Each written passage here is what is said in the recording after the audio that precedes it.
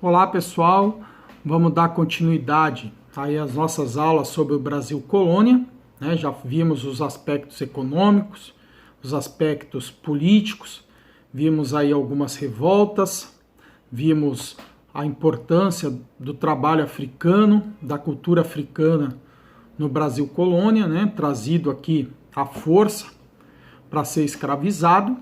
E agora veremos como o Brasil vai expandir suas terras, né? Como Portugal vai conseguir expandir sua colônia na América para o tamanho quase que nós temos hoje, né? Ultrapassando em muito aí o Tratado de Tordesilhas, que já estudamos anteriormente. Então a gente vai destacar aqui 4 atores principais nesse processo: os soldados, os jesuítas, os bandeirantes e os criadores de gado, né, o boi. A soma desses 4 atores vão contribuir enormemente para essa expansão do nosso território. Então vamos começar pelo soldado, né, que talvez dos 4 seja o menos importante nesse processo, que tem um papel de defender o nosso território, né, território grande, mesmo antes da expansão, dificílimo para Portugal protegê-lo da pirataria dos demais países europeus interessados na nossa riqueza. Então eles mandavam expedições para cá para poder fiscalizar, mas essas expedições não davam conta. Então eles começaram a construir fortes em pontos estratégicos do Brasil.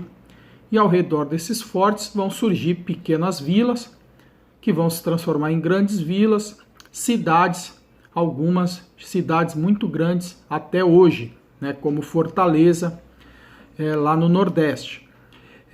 Então, o papel dos soldados na nossa expansão é esse, né? Desenvolvimento das cidades que vão desenvolver economicamente e vão ter papel decisivo aí na nossa expansão. O segundo ator aqui, já mais importante, é o papel do jesuíta, né? Os padres jesuítas, o papel da religião aí na expansão do nosso território. Então nós vimos lá na Contra-Reforma Católica que uma das soluções encontradas para conter o avanço do protestantismo, de Lutero, Calvino principalmente, foi a criação da Companhia de Jesus, né, da onde vêm os padres jesuítas. Uma das funções desse padre jesuíta era expandir o cristianismo, levar a palavra de Cristo, né, de acordo com a fé deles, para aqueles que não conheciam, no nosso caso, os indígenas. Então, os jesuítas vêm para cá, enviados por Portugal, para espalhar o cristianismo entre os povos indígenas que não o conheciam. Então, eles chegam aqui no nosso território, inicialmente no litoral, que é onde moravam a grande maioria dos colonos, ou quase sua totalidade, onde eles vão construir escolas, que vão servir de ensino religioso para os filhos dos colonos que estão aqui e também para os indígenas, escravizados ou não, que vão frequentar essa escola, onde além de aprender a ler, escrever, somar e dividir, vão aprender também a fé cristã. Então, inicialmente, os jesuítas ficam no litoral. Conforme vai passando o tempo, lutas, disputas entre indígenas e colonos vão empurrar os povos indígenas para o sertão. Então eles abandonam o litoral, fugindo da escravidão, fugindo do colono, e entram na mata. E os jesuítas vão atrás, né, para catequizá-los, para cumprir o seu papel que eles vinham ter aqui.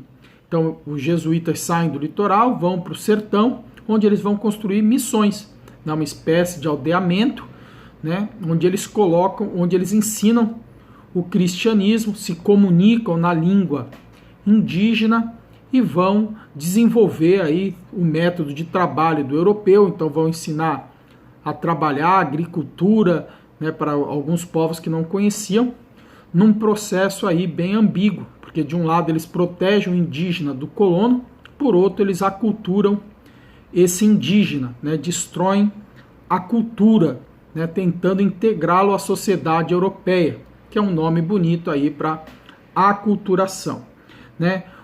Conforme essas missões vão crescendo, né, o número de indígenas ali trabalhando para o jesuíta, muitos jesuítas começam a enriquecer, né? e entram em atrito com os colonos, porque os colonos querem escravizar esses indígenas, enquanto os jesuítas querem proibir a escravização indígena. Então nós vamos ter vários atritos que vão culminar em algumas revoltas, como talvez a mais famosa dela nesse sentido, a revolta de Beckman, que vai acontecer lá na região nordeste do Brasil, nos estados de Maranhão, do Grão-Pará, que ia lá do Rio Grande do Norte até o Pará atual. Né? Esses estados, essas capitanias, dependiam muito da mão de obra escrava indígena, e o jesuíta não queria permitir que isso acontecesse. Até que em 1680, né, Antônio Vieira, um dos padres jesuítas mais famosos, consegue a promulgação da lei que proíbe a escravização indígena no nosso território. Isso vai causar um descontentamento gigante nas capitanias citadas, né, e vai levar os colonos a se revoltarem e vão criar aí a revolta de Beckman, né? O Portugal vai responder a isso criando uma companhia de comércio do Maranhão, que vai trazer escravos africanos, se compromete a trazer escravos africanos para substituir esse escravo indígena. Logicamente, essa companhia não vai fazer isso, além de não trazer escravos, vai trazer produtos de péssima qualidade para vender na capitania a preços exorbitantes. Aí, comandados por Manuel Beckman, os colonos se revoltam, destituem o governador da capitania, tiram ele do poder, saqueiam os aldeamentos, as missões jesuítas, destroem a Companhia de Comércio do Maranhão, e Portugal, lógico, não vai aceitar isso, vai mandar soldados, o exército, para combater e vai conseguir derrotar os revoltosos, vai condenar Manuel Beckman, que é morto, né, julgado e morto, mas eles conseguem fazer ali um acordo e contentar todo mundo. Então, por um lado, ele suspende a proibição da escravização indígena, que vai voltar a correr. Por outro, ele permite que os jesuítas continuem controlando a vida cultural, continuem agindo ali na catequização e se comprometem a melhorar a questão do comércio ali na região. Então, é um exemplo aí do atrito constante entre colonos e jesuítas, que tinham interesses bem diferentes no trato com o indígena, um querendo catequizá-lo, integrá-lo à sociedade, aculturá-lo, outro querendo escravizar, simplesmente ter o lucro, né, do trabalho do indígena. O terceiro ator aí da nossa escalada rumo à nossa expansão vai ser o bandeirante, né, as bandeiras, as entradas, as monções feitas aí pelos bandeirantes, famosíssimo aqui, principalmente no estado de São Paulo. Né? Então nós vimos lá no começo que duas capitanias prosperaram graças à cana-de-açúcar, Pernambuco e São Paulo. Pernambuco vai continuar rica e São Paulo vai ver o declínio do açúcar, já que não é uma região com um clima tão propício ao açúcar quanto no Nordeste do Brasil.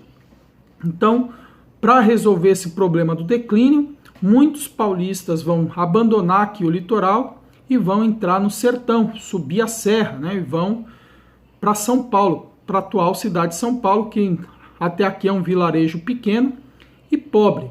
E essa pessoa, esse colono chegando em São Paulo, ele vai se habituar com os hábitos indígenas, né? Ele vai falar a língua indígena, ter um comportamento indígena, se vestir bem parecido com o indígena e vai aprender a como viver naquela região. Né? Isso vai ter uma importância grande depois nas bandeiras, porque eles vão entrar no sertão, vão entrar nas matas e eles já estão habituados a isso.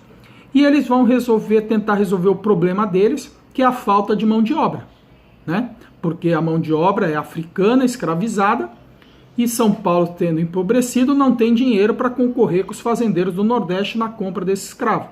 Então eles vão ser obtidos pela guerra, né? Pelas bandeiras. Então esse paulista vai entrar no interior do estado, cada vez mais para dentro do estado, né? Expandindo o nosso território em busca do índio, né? Então vão ser realizadas aí as bandeiras, né? Patrocinadas pelos ricos fazendeiros, e algumas delas até pelo governo. Então nós vamos ter aí algumas diferenças nos tipos de bandeiras, né? A primeira que a gente tem, a mais famosa, é de caça ao índio, né? Então os bandeirantes saem de São Paulo, principalmente da cidade de São Paulo, em busca de índios para serem escravizados, vendidos como escravos. O fazendeiro que necessita deles vai pagar, custear essa bandeira em troca da metade dos escravos que forem conseguidos pelos bandeirantes, né? Essa bandeira de caça ao índio, ela vai ter o seu ápice quando o trigo começa a dar muito dinheiro aqui em São Paulo, né? Portugal tem um declínio na sua produção, São Paulo começa a se destacar o preço do trigo, então a gente vai muito atrás da mão de obra indígena, principalmente dos guaranis, que são excelentes agricultores, que em sua maioria estão lá nas missões jesuítas. Então mais um conflito aí entre jesuíta e bandeirantes. Os bandeirantes então atacam essas aldeias, as missões jesuíticas, conseguem esses indígenas que são escravizados aqui em São Paulo. Com o declínio do trigo, né, São Paulo volta a empobrecer, não tem mais tanto dinheiro para patrocinar essas bandeiras, e os jesuítas vão se aproveitar para armar os índios, que começam a guerrear contra os bandeirantes, levando ao declínio, não final, né, não vai acabar totalmente, mas vai declinar muito esse comércio, esse tipo de bandeira, que vai ser substituída então por outras duas, né? O sertanismo de contrato, que é bem mais simples, né? O fazendeiro contrata esse bandeirante acostumado com a mata, acostumado com a guerra, para acabar com revolta indígena ou revolta africana, ficando mais famoso aí o sertanismo de contrato pela destruição dos quilombos, incluindo o quilombo dos Palmares, o mais importante quilombo do Brasil. É o sertanismo de contrato. E o último, e talvez mais importante, seja a busca pelo ouro e pedras preciosas. Então, a Espanha vai achar ouro na América, vai levar um entusiasmo aqui no Brasil, né? Se tem lá, tem cá, e muitos paulistas vão abandonar a caça ao índio e vão atrás do ouro. Estão entrando cada vez mais fundo no território brasileiro, tentando achar ouro, que vai culminar em 1693, quando Antônio Arzão acha ouro em Sabará, atual Minas Gerais.